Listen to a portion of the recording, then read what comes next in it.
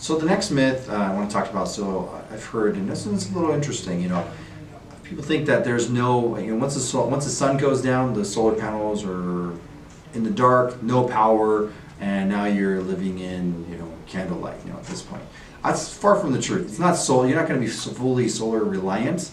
Because there's two ways to get your power in the nighttime. One is your current utility provider, which already supplements you already electricity in the event that something happens with your system. And then of course you have your backup battery. So if you're really trying to get completely off, let's say for example, off your utility grid, you want to maybe utilize any backup battery. I've already touched a little bit on this previously, but backup battery can help you, provide you extra resources in the nighttime, like I said, for the light amenities, like your lights, your kitchen lighting, your refrigerator, whatever necessary, but of course that is in the event that something goes out. But if you're still on the grid, and the grid's going to help you supply that power, and they store the extra power for you anyway. It's all dependent on which net energy metering plan you're in your current utility provider.